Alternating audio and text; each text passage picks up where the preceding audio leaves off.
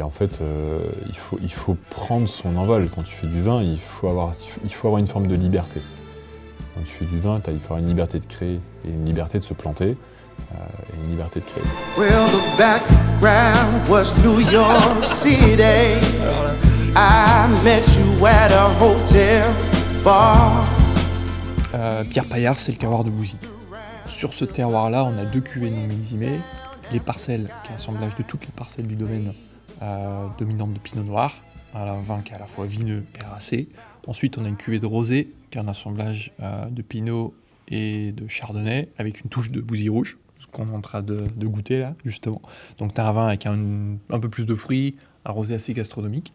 Et après, sur Bouzy, on a 2 cuvées parcellaires qui sont nos 2 plus belles parcelles. Une en Pinot Noir qu'on a goûté juste avant, qui s'appelle les Maillerettes. Donc là, tu as une identité Pinot, cœur du terroir de Bouzy, un vin assez puissant, racé. Et une parcelle de Chardonnay qu'on appelle les Motelettes, qui est sur une partie plus basse du terroir, une vigne qui est plantée en 60, donc plutôt une vieille vigne de Chardot, ce qui est plutôt rare. Donc c'est un blanc de blanc sur Bouzy. On a un style de Chardonnay qui pinote un peu, avec des touchés de bouche un peu plus enveloppés, puissants. Des vrais Chardonnay. Super bon, quoi. Je rigole, les copains de la Côte des Blancs. Non, mais oui. Et ensuite, sur le terroir de Bouzy, tu as les coteaux champenois dont on va parler juste après. Et depuis 2018, on vinifie d'autres terroirs dans la montagne de Reims. Donc c'est notre jardin, entre guillemets. Tu as sur le côté gauche de la montagne, tu as un autre village plein sud qui est Ambonnay, qui est exposé sud-sud-est, donc un terroir de Pinot Noir, un peu la petite sœur, le grand frère de Bouzy, c'est plutôt la petite sœur. Côté plutôt un peu moins puissant, racé, mais moins puissant que Bouzy, parce que tu as des expositions qui sont exposées sud-est. Très joli terroir de Pinot Noir. Et sur les faces nord de la montagne, on a commencé à vinifier le village de Verzenay en 2018. Donc là, tu es sur des faces nord, tu as des terroirs de craie, des pierres meulières, des sables parfois, où là, comme tu es sur des versants nord, tu as des maturités qui sont plus lentes, tu as des touchés de bouche un peu plus verticales, moins enveloppés, moins puissants, et tu as des acidités plus élevées parce que tu es sur des faces nord, donc nuit plus fraîche et moins de soleil la journée. Donc c'est plutôt des pinots qui ont besoin de davantage de temps pour s'exprimer que sur Bouzy et Ambonnay, où on fait des vins qui sont quand même assez puissants, ouverts, notamment dans leur jeunesse.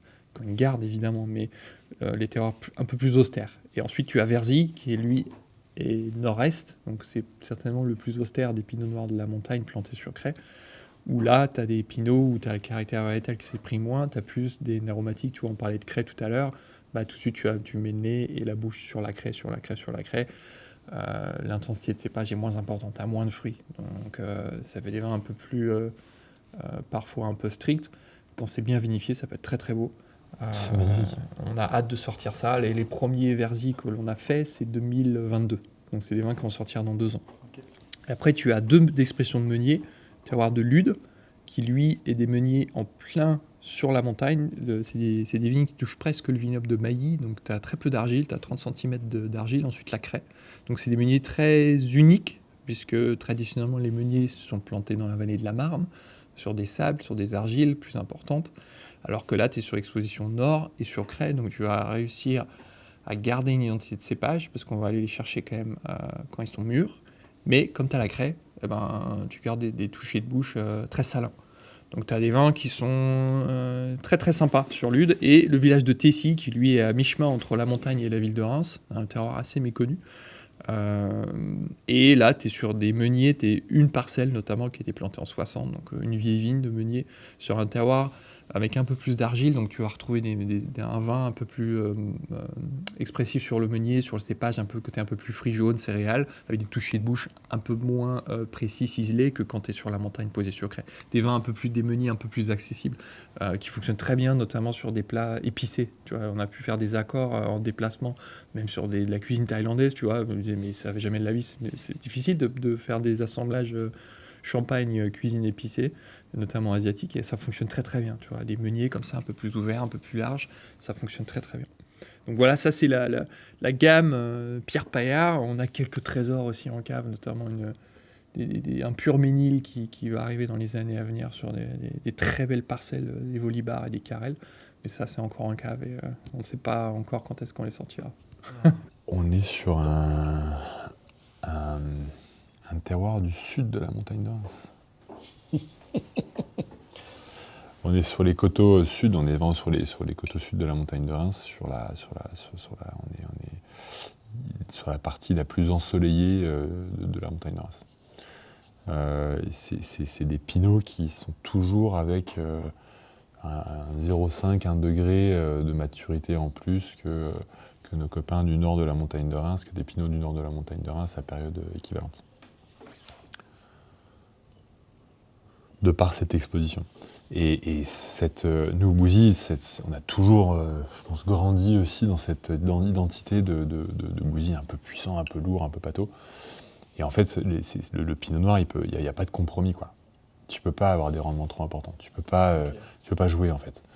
Tu es obligé d'être sur un équilibre, tu es sur une ligne de crête entre concentration, avec des rendements cohérents, mais pas trop. Si tu vas dans l'excès, tu dilues. Tu dilues tout, les acidités, les arômes, donc tu vas pousser plus loin avant d'atteindre un certain niveau de maturité, et du coup, c'est là que ça devient pâteau. Donc ce point d'équilibre, c'est un peu ce travail qui nous a pris quelques années à bien identifier pour les vins, encore une fois, pour les vins qu'on avait envie de faire. Et les vins qu'on a envie de faire, c'est ce qu'on se disait tout à l'heure quand on était dans le clos. C'est des vins qui ont une vraie identité, qui évoquent le lieu et qui te donnent des émotions. Et pour remettre ça dans des mots cohérents, qui évoquent le lieu, le pinot noir de Bouzy, ça doit évoquer une certaine forme de maturité, de puissance en bouche, de fruits, des arômes assez gourmands, et ça doit être tout de suite assez large, quoi. Ça enveloppe la bouche. Ouais. C'est assez sphérique. Alors c'est des mots un peu techniques, mais quand même c'est une bonne image. Tu mets le vin en bouche, Bouzy, c'est puissant. Et puis, tu dois traduire ce sol, cette craie, par un vin qui se retend et qui te fait saliver, qui t'emmène, qui te donne de la longueur en bouche. Et c'est un vin qui reste. Tu reviens dessus, ça reste. Oui, et ça, je te laisse finir, pardon. Non, bah voilà, c'est un peu c'est vraiment un résumé, je pense, du travail qu'on essaie de faire et des émotions qu'on essaie de transmettre à travers nos vins. Et je trouve que pour le coup, sur cette cuvée-là, c'est hyper accessible. Même à un palais, tu vois, qui n'est pas du haut de la pyramide des geeks du vin qu'on évoquait tout à l'heure. Mais justement, tu as cette amplitude de vin, tu te dis, ah tiens, ça me rappelle ce que j'attends d'un vin de champagne, tu vois. Ouais. Et cette finale saline qui, tu vois. Ça te retend les choses. Ouais, ça te retend le truc. Alors c'est peut-être ça qui peut être déroutant, mais finalement, comme tu disais très bien, et qu'on évoquait tout à l'heure aussi en bas, c'est ce qui te redonne envie d'y retourner. Donc même si tu as cette transition entre un peu de largeur et paf, qui finit tout droit, tu te dis, tiens, qu'est-ce que... On ne resservirait pas un verre. Ouais, c'est ça. Je pense que la meilleure bouteille, c'est aussi celle que tu as envie de finir, quoi. C'est celle que tu prends plaisir à boire, à déguster, à ouvrir. Et Bouzy, c'est un terroir qui a ce pouvoir enjôleur, d'être gourmand. Tu t'assois dans un beau fauteuil, tu te mets un joli verre de pinot noir. C'est réconfortant et c'est gourmand. Ça se boit comment ? Ça se boit avec qui ? Ça se boit dans quelle situation ? Ça se boit avec toi ? Non, ça se boit comment ? Ça se boit avec des copains, ça se boit sur une belle table, ça se boit sur un coup de tête ou quelque chose de plus réfléchi. Où Bouzy, tu as une puissance de vin qui fait que c'est à la fois plaisant tout seul, mais c'est une capacité de répondre sur des plats. Donc c'est dualité, quoi. Entre guillemets, c'est assez transversal. On n'est pas sur des vins d'apéritif, mais on n'est pas non plus que sur des vins de gastronomie, sur cet entre-deux, en tout cas pour cette cuvée. La Champagne, elle a cette force, encore une fois, surpuissante de faire des vins non millésimés avec un peu de volume. Donc les vins non millésimés, c'est une année majoritaire avec des vins qu'on a gardés, des raisins, des vins qu'on a gardés des années précédentes et qui représentent souvent entre 20 et 30% des assemblages. Voilà. Et souvent, ce sont les cuvées qui sont en prix les plus accessibles, mais qui, de par ce vin de réserve, apportent aussi une forme d'accessibilité rapide. C'est-à-dire que c'est des vins qui sont tout de suite assez gourmands, assez ouverts. On n'a pas besoin de les mettre en cave 15 ans pour qu'ils délivrent ce plaisir aromatique. Et donc, c'est une cuvée qui est fondamentale. Pour nous, au domaine, cette cuvée-là, les Parcelles Bouzy, c'est une cuvée qui est phare parce que c'est la première porte d'entrée sur le domaine. C'est le premier vin que tu vas boire dans un bar à vin. C'est le vin que les gens achètent en premier quand ils découvrent le domaine. Donc c'est le vin qui doit être le plus singulier, enfin pas le plus singulier, mais le plus représentatif de l'ADN des vins que l'on produit. Donc Pinot Noir, Bouzy, avec des très beaux élevages en fût, des jeunes vignes mais aussi des vieilles vignes. Et donc c'est le vin que tu peux ouvrir à la fois pour un apéritif, et tu peux aussi commencer à dîner ou déjeuner avec, ou sur une planche de charcuterie, de fromage. Enfin, c'est vraiment le vin, alors sans être péjoratif, passe-partout, tu vois, mais c'est le vin sur lequel tu peux vraiment te faire plaisir. Il y a du volume pour que ce soit associé avec un joli poisson et une belle sauce. Il y a suffisamment de volume pour aller presque sur un morceau de viande, mais il y a aussi suffisamment de volume pour que tu te fasses aussi plaisir juste à l'apéritif. Donc c'est vraiment c'est notre cuvée phare, celle que l'on fait avec attention aussi, qui a les mêmes élevages d'ailleurs que des cuvées qui vont passer 15 ans en cave. Ça, sur des non millésimés, sur des entrées de gamme entre guillemets, c'est rare. Dans l'imaginaire collectif, c'est vin d'apéritif, vin de dessert, célébration, diplôme, mariage et tout ce qu'on veut. mais clairement... Attends, je mets ma casquette marketing et ma casquette... blague à part, vous, ça paraît... Oh, nous, on est picousés, donc effectivement, on revient toujours par... On finit toujours par ouvrir une bouteille de champagne, même quand on a mis 2 bouteilles de rouge, on finit par ouvrir une bouteille de champ. Oui, tu peux le mettre partout. Oui, tu peux passer un dîner complet à boire du champagne. Après, il faut aller chercher des millésimes un peu plus anciens, sur des je sais pas, tu mets des pâtes dures, un peu, des comtés de 36 mois, tu vas chercher un millésime qui a 15-20 ans. Voilà, tu passes sur une autre dimension, quoi. Tu t'éclates. Tout comme un magnifique vin jaune du Jura sera magnifique, sera incroyable. Oui, le champagne a cette capacité de s'associer absolument parfaitement sur l'intégralité d'un repas. Maintenant, nous, on aime bien le vin, on ne boit pas que du champagne tout au long du repas. Sur les autres cuvées, si vous deviez les mettre par moment, j'entends par moment de vie, là, on est sur une entrée de gamme cossue déjà. Tu te dis que, tiens, si je donne des exemples, j'ai envie de célébrer avec ma petite femme un moment formidable. Est-ce que, alors ça marchera très bien, on l'a dit, mais est-ce qu'il y a un vin de la gamme vers lequel vous pourriez m'orienter ? Déjà, si tu as envie de te faire plaisir, toi, si tu es amateur de vin, je pense que tu peux aller sur toute la gamme, mais tu vas aller chercher des identités peut-être un peu plus marquées. Peut-être pas dans l'excès, mais en tout cas, un style de vin waouh, il se passe quelque chose qui interloque, ou quand tu l'ouvres, il y a un échange sur le vin.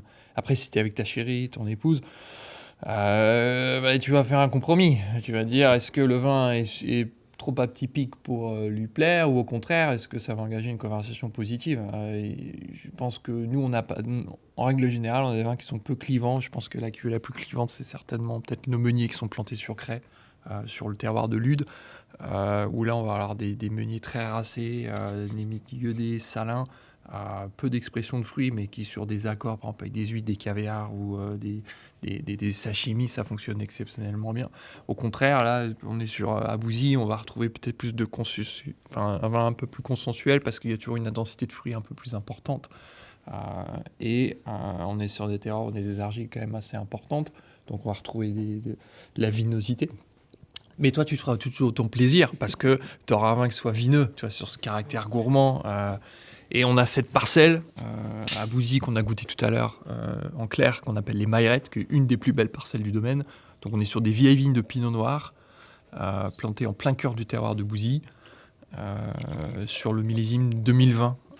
Donc c'est des vins qui ont passé 4 ans en cave, qui ont été tirés liège, et qui expriment le terroir de Bouzy dans son caractère vineux, puissant, mais racé, sur des très beaux pinots. Donc là, tu auras un volume de bouche et des nez aromatiques.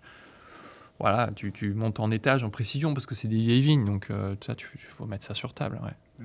Tu vas chercher un plat en sauce, ou alors une viande avec un peu de gras, où là, tu auras toute cette onctuosité qui va très bien matcher avec du gras d'une viande, par exemple, ou d'un ibérico, ou de quelque chose comme ça, par exemple. Ça, moi, c'est l'identité des pinots qu'on a envie de faire, quoi. Des pinots qui sont racés, qui sont gourmands, qui sont fruités, qui sont charpentés. Bouzy, c'est ça, c'est de la puissance. Mais toujours retendre les vins. Garder de la précision, le côté ciselé. C'est des mots un peu techniques, mais ce côté droit. Ce côté, tu sais ce que tu bois, tu sais où tu vas. C'est pas un vin qui va partir dans tous les sens. C'est un vin qui va t'apporter de la puissance, encore une fois. Ça va être très enjôleur, cajoleur, presque. Mais tu sais où ça va. Tu sais que t'es là. T'es à Bouzy, t'es sur du pinot. T'as les petits amers qui donnent cette appétence, qui te donnent cette envie de revenir sur le vin. Là, c'est l'expression même, hein, même terroir. Même terroir, même exposition. L'assemblage, c'est la Champagne. Tu assembles des parcelles, tu assembles des villages, tu assembles des millésimes. C'est ce qui donne les vins les plus accessibles en prix et en style. Nous, on n'assemble pas de villages, mais on assemble des parcelles et des millésimes sur cette cuvée-là, sur les cuvées qui s'appellent les parcelles, assemblage des différentes parcelles. Mais tous les raisins viennent de ce grand cru magnifique Bouzy. Là, tu vas extraire sur les maillerettes une parcelle. C'est pas l'identité de la Champagne. C'est des cuvées de niche. C'est pas ce qui, nous non plus, on a envie de montrer plus l'échelle village que l'échelle parcelle, parce que c'est compliqué à comprendre pour les gens. Mais c'est toujours intéressant sur 2-3 mini-bouteilles. Ça, c'est l'extraction au sein de notre vignoble d'une vieille vigne, plein cœur du terroir, une des plus belles parcelles du domaine, qui va exprimer une identité la plus sincère et la plus précise de ce cépage sur un lieu donné. Tu ne pourras jamais reproduire ça avec cette cuvée-là. Et là, tu es sur des choses très singulières. Et quand tu compares des singularités, quand tu mets cette cuvée-là par rapport à un pinot noir qui va venir du nord de la montagne de Reims, donc vers des grands crus de pinot comme Verzy ou Verzenay, tu vas changer de dimension gustative, de volume en bouche, tu ne vas pas avoir les mêmes identités de pinot noir. Et ça, c'est là où ça devient intéressant. L'assemblage masque un petit peu ces identités. L'échelle village est la bonne échelle pour aller sur des identités plus singulières. Et si tu veux aller encore plus loin, tu as l'échelle de la parcelle qui, là, te donne une identité parcellaire. Votre papa, il faisait pas non plus les mêmes vins, alors qu'on parle des mêmes parcelles et on parle des mêmes... Ouais, on a poussé un peu plus loin. On avait des vins qui étaient assez similaires. Je pense qu'on peut retrouver des similitudes. On a juste été poussé plus loin les élevages, je pense. Ouais. Mais t'as moi je trouve ce fil conducteur là, de toutes les cuvées qui est le plus intéressant. Vraiment à chaque fois. Et d'ailleurs, quand ça m'est arrivé 2 ou 3 fois, quand t'as goûté toute la gamme avec des vignerons, et que j'ai dit putain, je réussis à trouver par exemple sur un millésimé la même identité foncière que sur le premier vin. C'était Alex Lamblot, pas le citer, il me dit bah tu vois là tu me fais plaisir. Ouais, c'est vrai. Parce que finalement, pourtant tu as une gamme qui est suffisamment large pour te dire il n'y a que sur le Ratafia où je dis je te retrouve pas. Il a eu la main lourde sur le dit. Ouais, c'est ça. C'est difficile par un média vidéo d'être capable de transmettre ce qu'on vit là, mais ouais, c'est hyper dur, mais bon, ça donne des clés. Ouais, ça donne des clés de compréhension. Ça donne des clés de compréhension. Le pinot noir, il n'y a pas de compromis possible. Tu pourras avoir des vins qui ont de l'identité, qui expriment des choses. Voilà, il faut, encore une fois, des rendements cohérents, des belles maturités, des jolis élevages, des temps longs de vieillissement en cave. Et ça donne des vins qui sont forcément intéressants. C'est quoi votre plus beau souvenir autour du vin ? Question large, volontaire. Oh punaise, donne-lui le micro.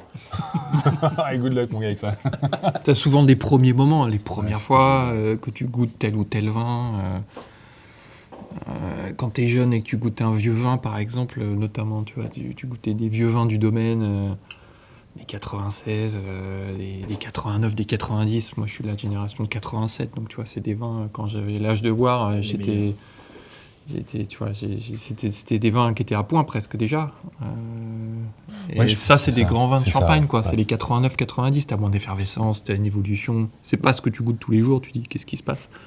Ça, c'est à l'échelle de la Champagne, ouais. Au sein même de ta famille, de ta cave, quoi.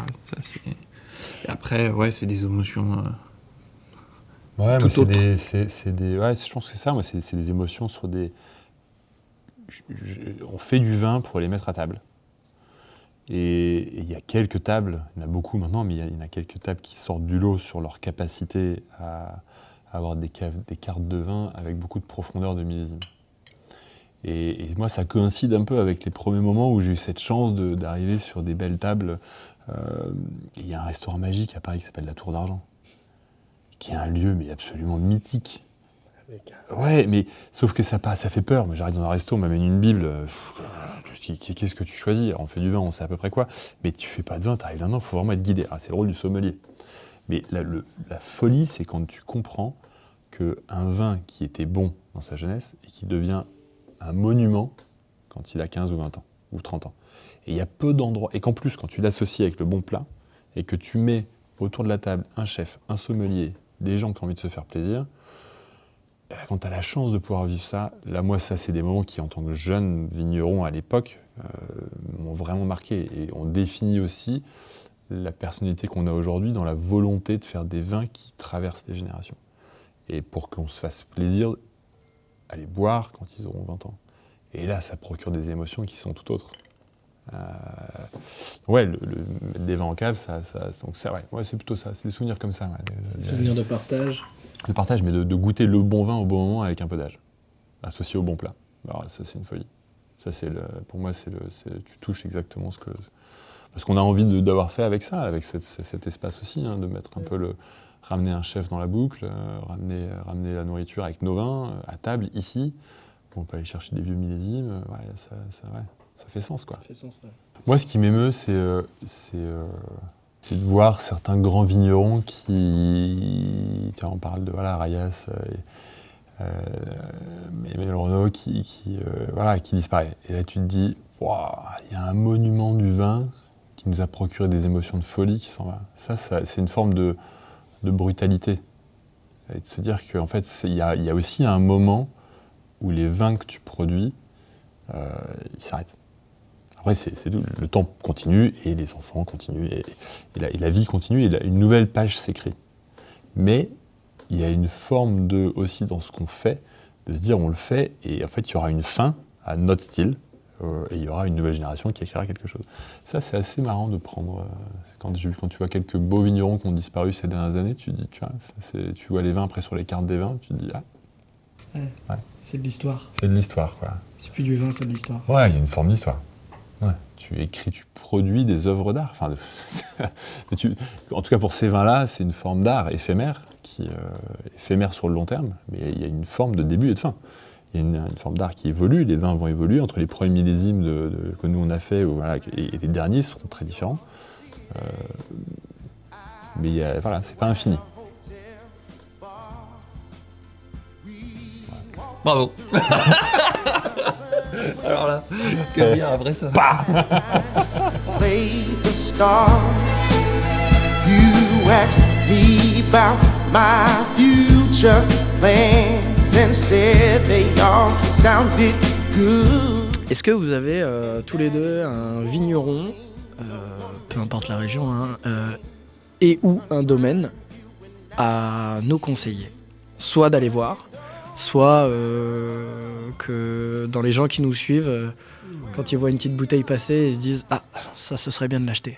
Et tu vois, on a fait un dîner ici avec les vins de Vanessa Château de Plaisance. C'est un domaine qu'elle a repris il y a quelques années dans la Loire, un domaine historique en biodie. Il travaille 90 hectares sur les terroirs de Savanière, Chaume, Quart de Chaume. Et elle a repris le domaine il y a quelques années. Et là, on l'a invitée cette année en 2025. Et les vins qu'elle présentait, c'était sur les blancs, c'était des vins déjà aboutis de sa génération à elle. En tout cas, elle était confiante dans ses vins. Et puis les rouges, elle était encore un peu timide sur la présentation de ses rouges. Mais en tout cas, il y avait 20 professionnels autour de la table et ça avait de l'allure. Et finalement, on a trouvé ça très, très, très bon, quoi. Donc, Château de Plaisance dans la Loire, tu vois, ça fait partie de cette génération dans la Loire qui bouge. C'est un domaine historique, mais à la tête une nouvelle personne, quoi. Une nouvelle vigneronne. Ouais. Donc ça fait partie, toi, de ces domaines. Ça, c'est des belles émotions de 2025, tu vois. Okay. Ouais, le dîner qu'on a fait avec elle ici, c'était vraiment chouette. un beau moment vin, un beau moment de partage, et des vins qui avaient vraiment de l'envergure, quoi. Et on avait un chef islandais, pour te dire un peu le délire. C'est vrai. On a notre importateur islandais qui nous dit Tiens, j'ai un chef là, il a un resto étoilé, il adorerait venir cuisiner en Champagne. Et, je lui dis écoute, pourquoi pas, faut trouver une occasion, le temps. Donc on s'est rassemblés autour d'un chef islandais. Alors on lui a dit on veut un menu gastro, mais évidemment pas un menu gastro pas bon, parce qu'il venait avec l'ensemble des ingrédients d'Islande, tu vois. Je dis mais comment tu vas faire? Non, j'ai l'habitude, t'inquiète pas, tu vas garder au froid dans les bonnes conditions. Personne n'est tombé malade et on s'est tous régalés avec une cuisine hors du commun, où tu as des saveurs qui sont vraiment autres, tu vois. Ça reparlait, est-ce que les champagnes, on est capable de les mettre sur table? Là, tu avais des aromatiques fumées notamment, qui sont très difficiles à associer à des vins, mais quand c'est fait avec mesure, sur des notes d'évolution, notamment de champagne, ça fonctionne très très bien. Et le côté, par contre, plutôt iodé, vraiment salin, là, au contraire, on parlait des notes, tu vois, des cuvées comme l'Ude ou des jolis chenins, sur Savenir, un côté très ciselé, salin, droit. Pareil, ça fonctionnait du tonnerre. Donc, le chenin est aussi un cépage qui est très versatile. Et aussi, ils ont une capacité à faire des vins secs, moelleux et vendange pourriture noble. Donc, ils ont un champ des possibles aussi qui est incroyable, quoi. Et on est dans les vins du Nord, donc toujours des acidités très intéressantes pour les plats, quoi. Donc, ça faisait partie de ces bons moments. Et le chef s'est régalé, et nous aussi, tous les gens qui étaient invités et qui avaient décidé de venir partager ce moment avec nous aussi, quoi. Donc, c'était un bon moment. Avec, voilà. Quand tu rassembles des univers différents et que les gens sont sympas, généralement ça crée des bons moments. Donc là, c'est des millésimes qui ont... C'est encore là, c'est la génération de notre papa. Moi, je fais les vendanges ici depuis 2002. Et je séchais l'école pour venir faire les vendanges. Mais quand même, je prenais un coup de bâton pour y retourner après. Donc non, vendange 2002. Après, moi, je suis revenu au domaine 2008. C'est le millésime un peu de transition, quoi. J'ai pas eu le droit d'y toucher, mais ça fait partie des millésimes sur lesquels j'ai commencé à taquiner un peu les vinifs. Et 2008-2012. Voilà, donc 2008, millésime familial, avec des vins qui ont passé quoi, 15 ans en cave, là, ouais. Un peu plus.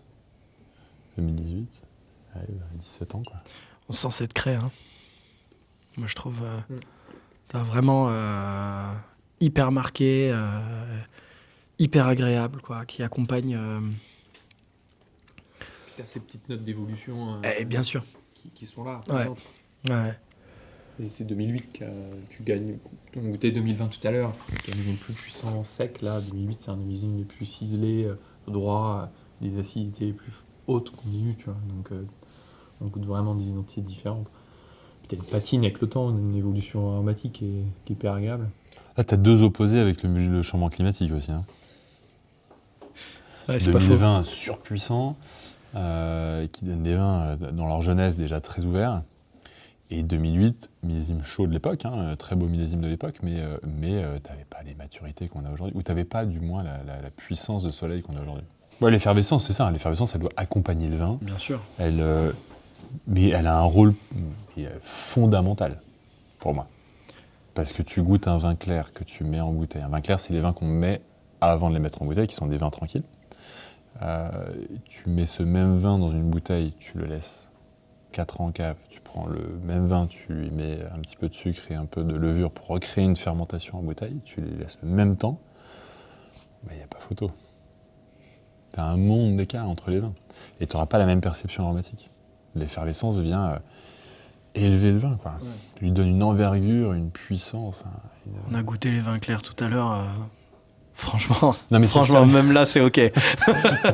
Oui, mais après, tu me dis, demain, la machine, elle est en panne. Bon, je me débrouille, je me déplace pour une petite caisse de 6. C'est adorable, mais l'effervescence amène ce petit je ne sais quoi qui fait que le vin prend une envergure autre. Moi, je compare souvent la bulle tu vois, aux lignes blanches sur la route.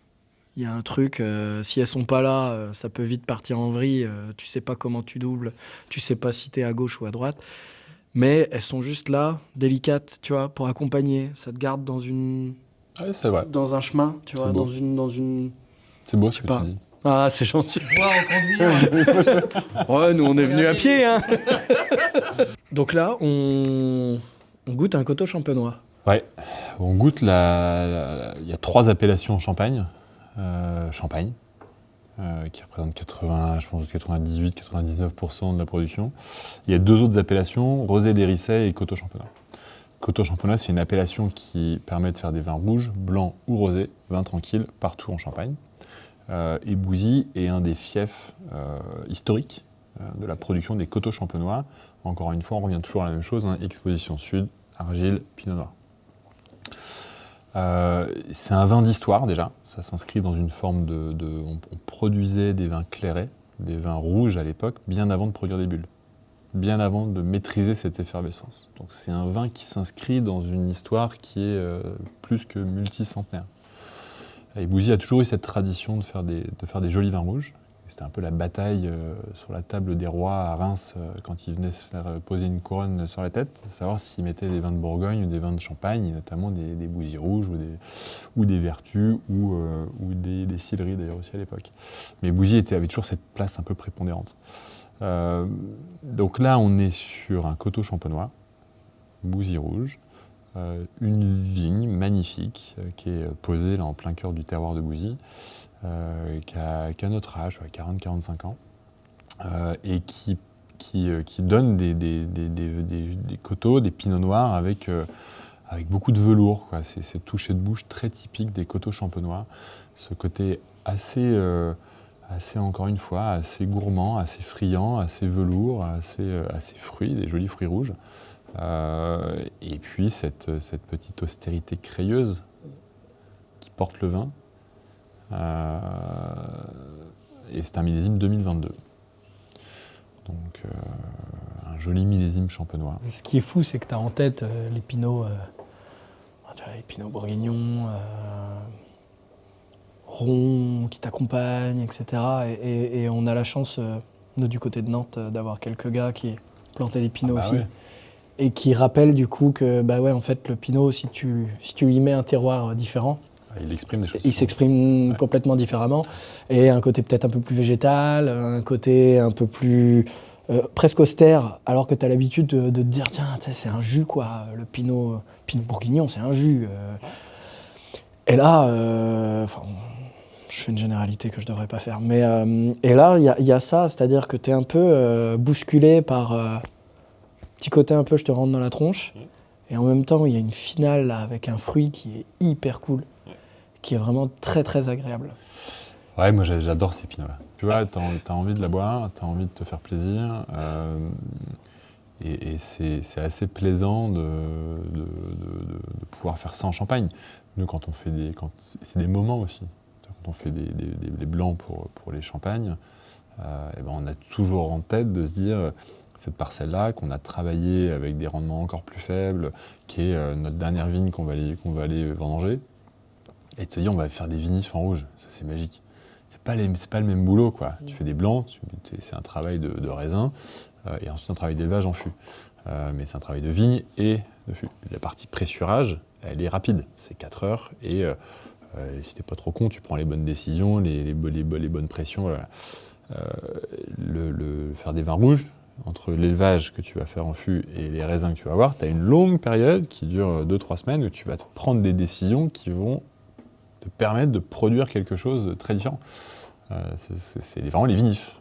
Et ça, c'est un moment qu'on apprécie aussi. De cette petite période d'après-vendange où on a 2 semaines où il faut s'occuper des vinifs en rouge. Alors on a une parcelle là, qu'on chérit. Et quand les aléas climatiques ne nous permettent pas nécessairement de la vinifier, c'est toujours une forme de déception. Ouais. Il y a toujours un millésime sur 10 quoi, qui passe un peu à la trappe. Okay. On fait pas. Votre papa, il est toujours là. Ouais. C'est quoi sa vision il vous a dit, par exemple, putain, ce que vous faites, c'est bien, ouais. Ou vous l'avez compris? Non, il nous dit il a jamais bu autant de tu vois, là, les parcelles, là, en ce moment, il kiffe. Quoi. Il adore ce qu'on fait. Ok. Lui et notre maman aussi, ouais. Oui, je dis votre papa, mais je pense que... T'as raison, c'est le domaine... C'était principalement notre père. Notre maman lui a travaillé avec lui sur certaines périodes pendant sa carrière, mais c'était t'es arrivé, tu travailles plus la vigne, tu travailles plus les vins, et par contre tu continues à les boire. Et boire. Et tu as surtout cette mémoire de millésime. Ouais. Non, il prend beaucoup de plaisir. Après, c'est cette génération, il ne regarde pas droit dans les yeux en te disant Ouais. je suis fier de toi, mon fils, et ce que tu fais, c'est les meilleurs vins du monde. Non, mais on s'en fout, nous. On n'a pas besoin d'entendre ça. Parce Ouais. que du moment que notre père nous dit que les vins que l'on fait lui plaisent et qu'il en boit, à la fin, c'est la vérité du verre. C'est des vrais sujets dans le monde viticole. Ah ouais, La mais il y a- transmission. Nous, elle s'est très bien faite. On Oui, est très c'est ce fiers que- de la façon dont ça s'est fait. C'est ce que on en parlait tout Il y à a l'heure. des drames. Mais il y a des drames. Des drames, des domaines qui partent en vrille, Et ou des générations qui sont un peu sacrifiées, parce que Ouais. la génération d'avant ne lâche pas. Ouais. Et en fait, il faut prendre son envol. Quand tu fais du vin, il faut avoir une forme de liberté. Quand tu fais du vin, il faut avoir une liberté de créer, et une liberté de se planter, et une liberté de créer. Et ce qui est casse-pied parfois, c'est que tu as des générations qui ont pris les mains des domaines à 40, 50 ans. Donc comment tu veux leur demander eux-mêmes de lâcher les rênes quand ils ont 60 regarde. Donc en fait, souvent, ces problèmes-là, c'est multigénérationnel. Ah, C'est ouais. un domaine où c'est pas ton père qui a posé problème. C'est le grand-père. L'arrière-grand-père, Ouais. quand je connais un domaine à Meursault, où c'était l'arrière-grand-père qui s'occupait encore, théoriquement, mais il était là présent sur les rouges. Et le père avait 60 ans, il avait toujours pas mis les mains dans le vin. Enfin, en tout cas, il n'était pas cool, en tout cas sur Ouais. les vinifs, quoi. Donc nous, notre père a commencé par des circonstances aussi. Son père est décédé plutôt jeune. Il a repris les rênes du domaine, il avait 2 sœurs. Lui s'en occupait, il était une vingtaine d'années. Donc finalement, il avait fait 45 ans, presque 50 de stress annuel de gérer la vigne et les vins. 45 ans, c'est beaucoup quand même. déjà. Ouais. Donc je pense parce que que mon c'est père stressant, aussi, hein. il était aussi, voilà, j'ai fait le job. J'ai pas vinifié pendant 20 ans. Ouais. Non, il a fait vraiment le job. Ça, c'est un bon mot quand même. C'est vrai que le métier de vigneron, il est stressant, hein. Tous les ans, tu te retapes une campagne de vigne. Et tous les ans, à partir du mois d'avril, Oui, t'as les miquettes. t'as les biquettes, quoi. Ouais. T'as les biquettes, parce que nous, enfin, surtout en bio, tu vois. Et puis même si à la fin, quand t'es en bio, tu perds 20% tous les 3-4 ans, finalement, lisser sur plusieurs années, t'arrives à te dire, tu lisses, tu vois, c'est pas la fin du monde. Mais On attend quand même 2026. oui, c'est usant de... ça use, hein. Ah mais C'est usant. Ouais. C'est Mais un ça- stress qui est usant. Et je comprends aussi qu'il faut aussi le remettre dans son contexte. Je comprends qu'une génération, quand tu n'avais que le cheval et une pioche pour aller désherber une vigne, et qu'on te dise Ouah, monsieur, essayez ça, là, c'est génial, vous mettez ça et vous êtes peinard, vous n'avez plus besoin d'aller piocher votre vigne pour enlever l'herbe. Tu le fais direct, T'y vas, ouais. T'y vas. Tu te poses pas de questions, honnêtement. Ah non, mais- 90%, 95% des gens, tu te poses pas de questions. Ce qui est con, c'est de plus la poser 10 ans après en disant, ouais, en fait, ok, on a compris que c'était de la merde, on revient en arrière. Ouais. C'est le fait de ne pas revenir en arrière qui est con. Mais parce que surtout qu'on a les outils maintenant mécaniques pour être, c'est moins harassant. Mais quand tu avais une pioche et ton cheval, honnêtement, Ah oui, non, mais moi je jette. faut aussi le Faut mettre dans le contexte. Ouais, faut Ouais, mettre dans bien le sûr. contexte, faut remettre dans le contexte. Puis tu vois bien physiquement. Je sais pas comment est votre papa, mais tu vois bien que le vigneron physiquement. C'est un boulot C'est un harassant. boulot, quoi. Moi, c'est des fois quand on parle de prix de vin, qui est un vrai sujet aujourd'hui dans la consommation des gens, et je dis au gars, mec, t'es dans une agence de marketing, ça va quoi, t'as un vélo électrique pour aller au boulot, et ça va. Le gars où t'es en train de pinailler parce que tu veux la payer 15 et pas 25 balles la bouteille, il y a 2 fois plus de boulot parce que des vendanges manuelles, c'est sûr. t'appelais tes vendanges. Fais juste une journée de vendange. Moi, j'ai juste pas envie d'y aller parce que je sais comment ça se passe. Mais fais une journée. on est sympa. Non, mais- ouvre des canons. Hein. Ben voilà, moi si je viens, c'est juste pour ça. Ah, bien sûr. Mais tu sais que c'est quand même compliqué, Toute quoi. la journée. Toute la journée. À la fin de la journée. C'est ça. Le canon. Non, mais t'as un vrai sujet, quoi. C'est pardon, mais c'est un putain de boulot compliqué. Oui, il faut. Oui. Aujourd'hui, ça l'est un petit peu. À l'époque, c'était vraiment, Ouais. je pense, vraiment dur. Aujourd'hui, on a des outils mécaniques qui nous permettent d'aider, de simplifier. Voilà, on taille avec des sécateurs électriques, c'est quand même beaucoup moins, il y a moins, alors ça engendre d'autres problèmes, mais voilà, on a quand même des outils, ça reste des métiers où, surtout en Champagne, le matin, quand tu arrives à 8h au taf et qu'il pleut, tu vas aux vignes quand même, quoi. On se lève, on met un caouet, on met des cirés et puis on y va, quoi. Ouais. C'est comme des pêcheurs et qui partent, tu y vas, quoi qu'il arrive, c'est comme ça.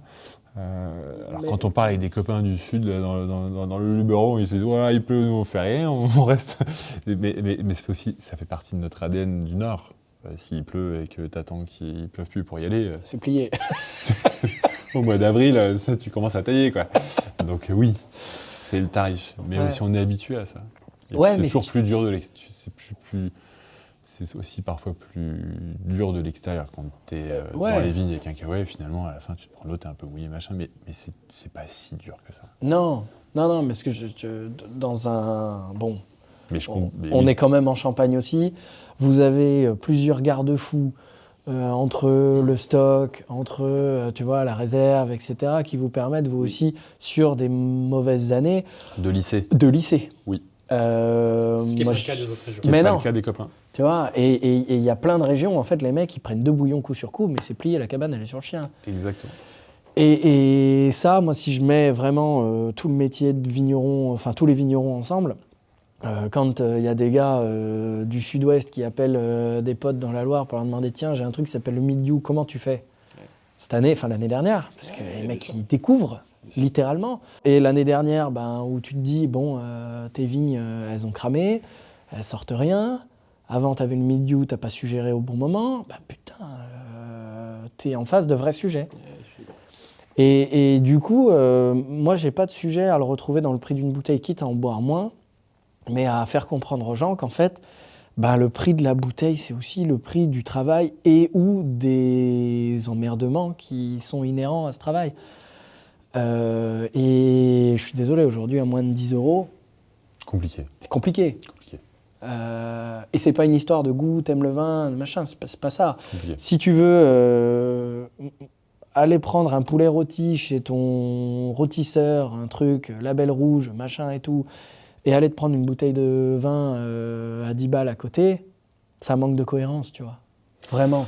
Moi, Ouais, je je trouve que pense ça qu'on manque de cohérence. on est rentré dans une phase aussi et même nous, hein, en tout cas aussi, même nous, on en parle aussi, mais on consomme moins de vin, mais on consomme mieux. C'est-à-dire qu'on achète peut-être pas 2 bouteilles, on en achète une, et celle qu'on achète, c'est pas parce qu'on veut mettre plus d'argent dans une bouteille, ou que c'est plus qu'elle aura un moment de vie, cette bouteille-là, et qu'on a envie de se faire plaisir avec ce moment-là. Donc on boit peut-être un peu moins de vin que les générations d'avant. Après, On est un peu moins sur le Beaujolais en fraîcheur entre 2 coups de Chambertin, comme disait notre ami l'oiseau. Mais Génial, cette vidéo. Elle est incroyable, géniale. cette vidéo.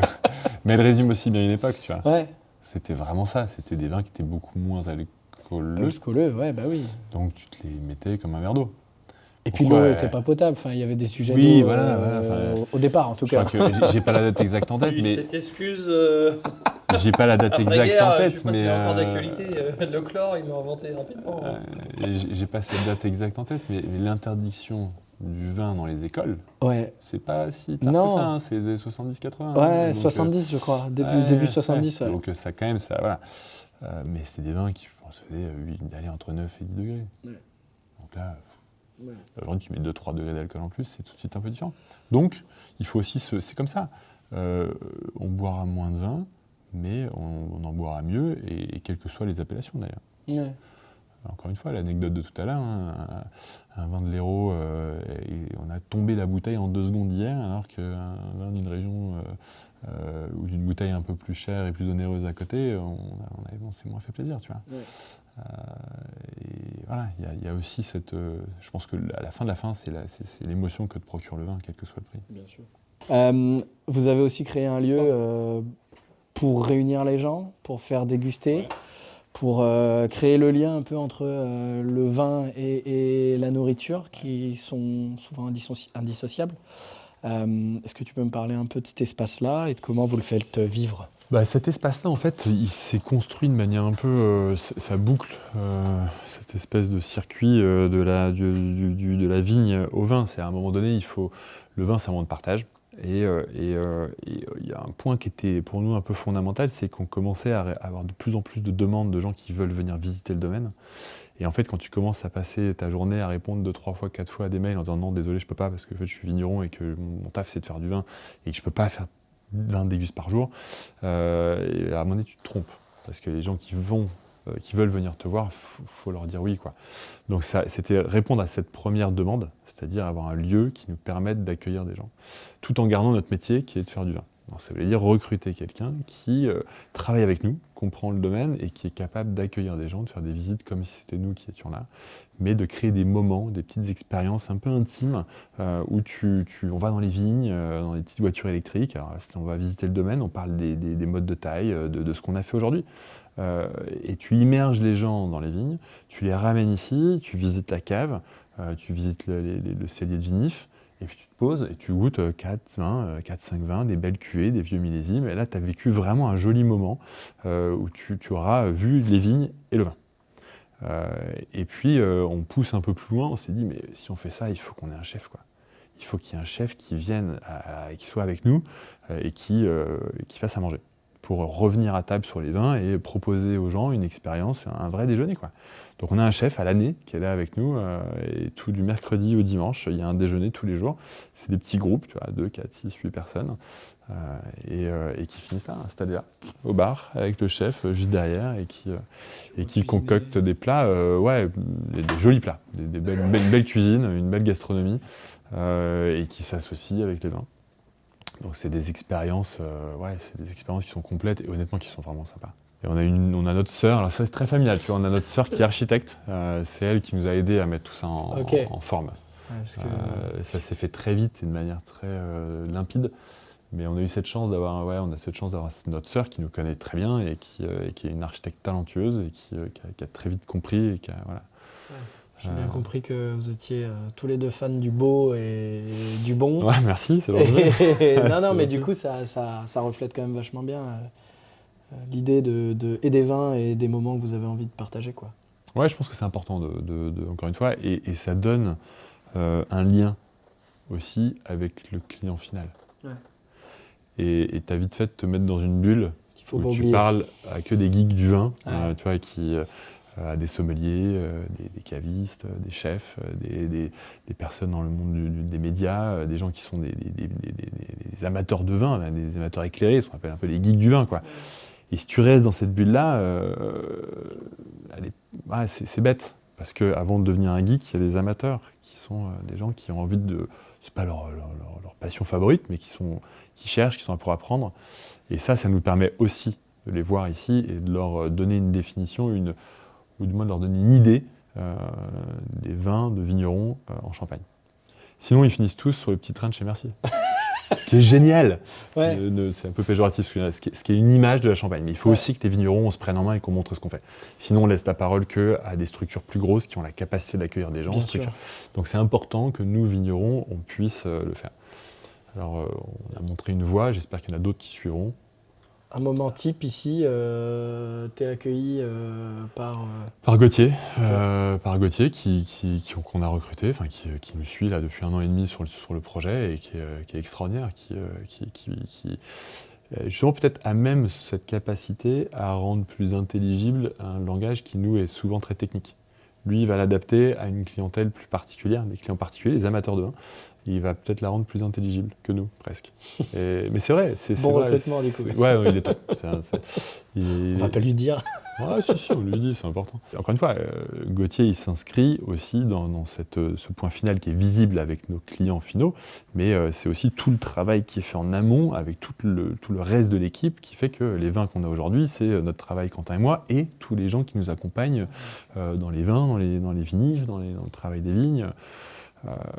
C'est pas que le haut de l'iceberg visible, c'est cet équilibre, cette symbiose d'une petite équipe de 12 personnes là, qui permet de produire et de faire tout ce qu'on fait, quoi. Eh ben, je te remercie. Pour les prochains vignerons qu'on va rencontrer, est-ce que tu aurais une petite bouteille du domaine qui traîne ? Tiens, regarde. On va aller chercher ça, regarde. Où est-ce qu'elle est, cette petite bouteille Qu'est-ce qu'on va pouvoir leur offrir? C'est ça que je cherchais. Hop, ah bah voilà, on va faire ça. On va faire des jolis rosés sur le village de Bouzy, qui fera un petit équilibre des deux entre les jolis terroirs de Bouzy, les pinots noirs de Bouzy et les coteaux champenois.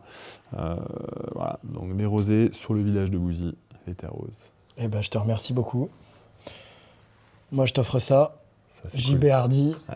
Voilà, le muscadet, un grand Top. défenseur du muscadet que je suis. Merci à toi. Merci pour cet Merci accueil. d'être venu. Merci au frangin, à Quentin qui est resté là-bas Il cache en derrière, cuisine. qui se cache dans la cuisine. Et puis c'était un super moment. Merci à vous deux d'être venus. Ah bah, grand plaisir, merci pour l'accueil. Merci. C'était très cool. Ouais, merci d'être venu. À bientôt. Et à la À prochaine. bientôt.